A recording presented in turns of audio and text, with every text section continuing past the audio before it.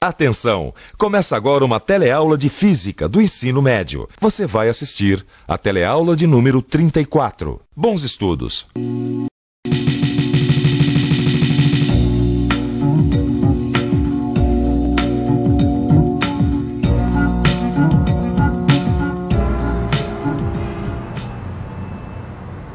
Oi! Você já teve nas teleaulas passadas de física muitas noções sobre ótica. Você conheceu as leis da refração e da reflexão e como elas são aplicadas aos espelhos e lentes. No caso das lentes, você aprendeu que algumas são convergentes e outras são divergentes. Bom, hoje chegou o dia de você colocar esses conhecimentos em prática. Em outras palavras, nós vamos ver como funcionam alguns instrumentos que são muito importantes para o nosso dia a dia e que utilizam lentes para aperfeiçoar a capacidade da nossa visão. Na teleaula de hoje, você vai aprender como o olho humano recebe as imagens do mundo exterior e como os óculos podem corrigir alguns problemas comuns da visão. Vai conhecer também como funcionam instrumentos como lunetas, telescópios, microscópios, projetores e lupas. E agora, muita atenção, porque a nossa teleaula está apenas começando.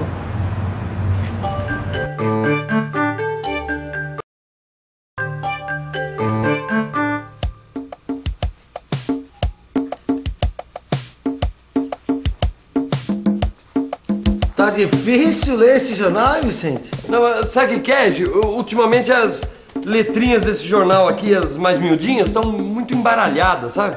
Ah, meio embaralhadas. É. Eu tô achando que isso daí é vista cansada, Vicente. Não. Você tá precisando mesmo é no oculista, rapaz. Não precisa. Como não? Sabe meu primo Geraldo? Sei. Então ele é um ótimo oculista. Eu vou ligar pra ele. Não, ó, é só eu afastar um pouquinho mais o jornal e fica em foco. Fica bom. Afastar só um pouquinho. É. E você não tava completamente afastado ali. Olha lá, hein, rapaz. E os slides, hein? Tão Os slides, lindos, tão maravilhosos. Quer ver? Eu vou colocar aqui pra gente projetar. Ô, Gil, como é que é o nome daquele seu primo oculista mesmo? Geraldo. Quer que eu ligo pra ele? Geraldo, grande Geraldo. Olha, a gente quer saber o seguinte, há quanto tempo você usa óculos? Há quanto tempo? Ai, já uns 7 anos. Acho que tem uns 6 anos. Desde os 6 anos de idade. E que tipo de problema o senhor tem? Hipermetropia. Uma das aplicações mais úteis da ótica na nossa vida diária, sem dúvida nenhuma, são as lentes de óculos, que fazem um monte de gente enxergar coisas que em situações normais elas não enxergariam bem. As pessoas que usam óculos enxergam as coisas de uma maneira turva, achatada, alongada. Não seria interessante se a gente conhecesse melhor como é que os nossos olhos recebem as imagens do mundo externo?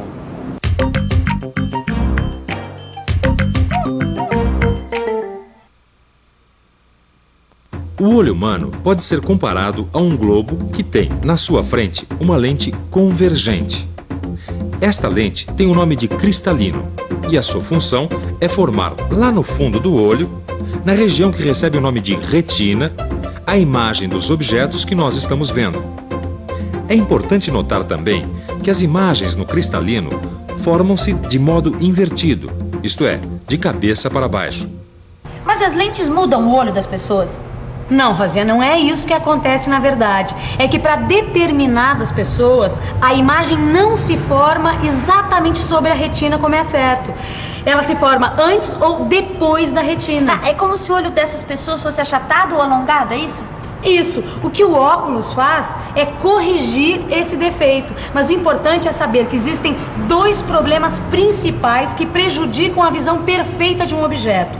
É a miopia e a hipermetropia. Por exemplo, no caso de uma pessoa que tem miopia, a imagem se forma antes ou depois da retina? Olha só, Rosinha. No caso da miopia, a imagem é formada antes da retina. A lente é muito convergente e por isso a imagem se forma antes de atingir o fundo do olho. Para corrigir este defeito, é necessário diminuir um pouco essa convergência com o auxílio de uma lente divergente. Esse tipo de lente faz com que raios luminosos entrem no olho de modo mais divergente e assim a imagem se forma no fundo do olho, ou seja, na retina. No caso de uma hipermétrope, é justamente o contrário. A imagem é formada depois da retina.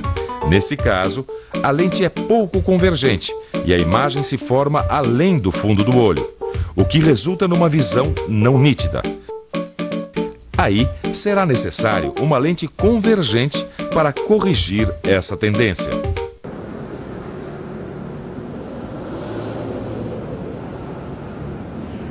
Os instrumentos ópticos, eles deixam os nossos olhos mais efetivos para conhecer o mundo que nos cerca.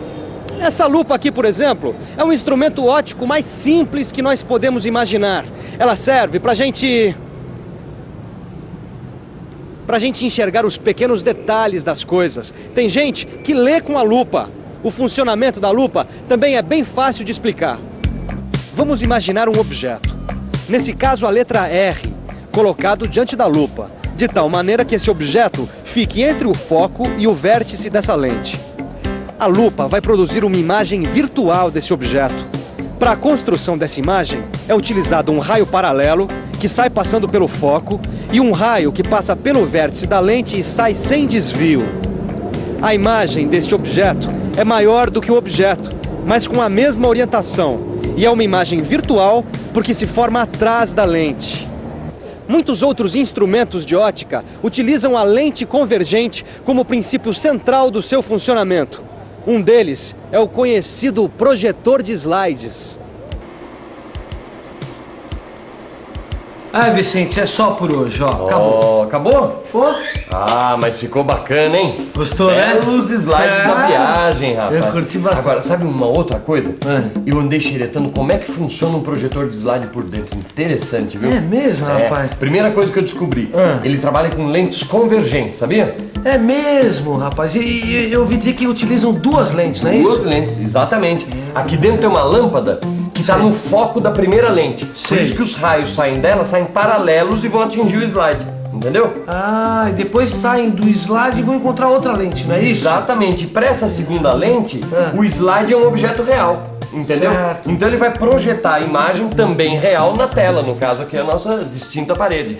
Certo. Agora, e o problema do foco? Ah, o foco? Sabe que tem? O foco aqui, ó, tem uma cremalheira onde corre uma engrenagem que permite que essa lente aqui da frente se distancie ou se aproxime do slide. Dessa maneira a gente consegue que a imagem seja formada exatamente sobre a tela. É, mas olha, eu ainda estou em dúvida como a imagem se forma exatamente na tela. Sabe me explicar? Gil, aí eu vou ter que pensar um pouco. Vamos pensar um pouco. Para entender como a imagem do slide vai se formar sobre a tela, deixe eu imaginar dois raios luminosos saindo de um ponto P. Vou utilizar um raio que vai incidir paralelamente na lente e é refratado passando pelo foco desta lente. Por outro lado, um raio que incida passando pelo vértice da lente passa sem sofrer desvio. Esses dois raios vão se encontrar num ponto P' da tela. O que é importante notar é que tanto o ponto P como sua imagem P' são reais. E uma das principais características das imagens reais é que elas podem ser projetadas numa tela, por exemplo. Que engraçado, né, Vicente? A gente tem que colocar o slide de maneira invertida no projetor para que ele consiga projetar a imagem na posição correta, ou seja, exatamente na posição que a foto foi tirada. Exatamente, por causa do conjunto de lentes, né?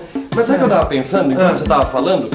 Esses instrumentos que a gente está vendo, quantos instrumentos desses usam lente, né? Esses aqui, por exemplo, projetor de slide, projetor de cinema, isso a gente já entendeu mais ou menos como é que eles funcionam. Claro. Mas e um microscópio? Funciona um microscópio? Microscópio, Vicente? Aí você me pegou, viu? Pois é, como é que será, hein? Este é o microscópio composto, né, Maristela? Exatamente. Sabe que esse é um dos instrumentos que mais fez progredir as pesquisas no campo da biologia? Ah, deve ter sido mesmo, viu? E ó, isso é bom pra gente ver como as ciências dependem uma das outras. Agora, ele é composto porque ele tem duas lentes, não é isso? Exatamente. Duas lentes convergentes, ou mais precisamente, um conjunto de lentes que agem como se fossem duas lentes convergentes. E elas estão nas extremidades de um tubo metálico. Uma das lentes é a objetiva e a outra é a ocular. Ah, isso eu sei, quer ver? Ó, a objetiva é que fica mais perto da amostra que vai ser analisada. A ocular é a lente pela qual o cientista vai observar e analisar essa amostra. E eu te falo outra coisa, a objetiva forma uma imagem aumentada da amostra. E essa imagem vai ser aumentada ainda mais pelo ocular. Olha só, Rosinha, aqui embaixo existe esse suporte que serve para colocar a lâmina onde está o material de estudo. Certo? Aqui mais embaixo existe um espelho que serve para o material que está sobre a lâmina. E dentro desse microscópio, como é que ocorre a formação da imagem? Bem, é um processo semelhante aos outros casos, onde os pontos luminosos do objeto em estudo emitem raios que atingem a objetiva. A objetiva forma uma imagem real de algo que esteja sendo pesquisado, uma célula, por exemplo. Em seguida, a segunda lente forma uma nova imagem da primeira imagem.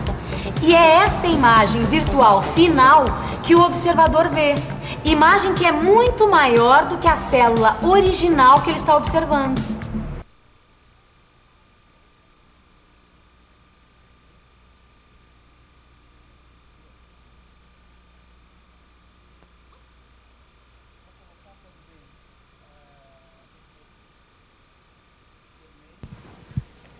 Assim como os microscópios foram muito importantes para a biologia, os telescópios e as lunetas auxiliaram muito a astronomia e trouxeram grandes progressos para o estudo do universo.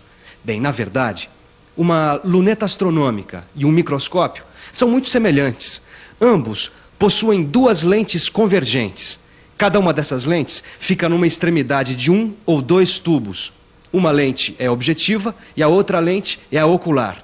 A grande diferença entre esses dois instrumentos, como não poderia deixar de ser, está nas distâncias focais das objetivas. Neste tipo de luneta, a objetiva forma uma imagem real do astro que se está observando. Como esse astro está a uma distância muito grande, vai se formar praticamente no foco a imagem F1 da objetiva. A imagem vai ser real e invertida em relação ao objeto observado. Esse fato não tem grande importância quando a luneta é usada para observar os astros, a Lua ou algum outro planeta. Nesta figura, foi utilizada uma árvore para mostrar a inversão e para comparar essa luneta com uma outra. É a luneta terrestre, que exteriormente não tem muita diferença da luneta astronômica, mas ao contrário desta, não inverte o sentido dos objetos observados. A diferença principal das duas está na ocular. Enquanto as lunetas astronômicas usam lentes convergentes, as terrestres usam lentes divergentes. Os raios luminosos vindos dos objetos formam, por assim dizer, uma imagem real perto do foco da objetiva. Mas, na verdade, esta imagem não pode ser formada, pois antes disso, os raios vão encontrar a ocular. Entretanto, é justamente essa imagem que vai servir de objeto virtual para a ocular.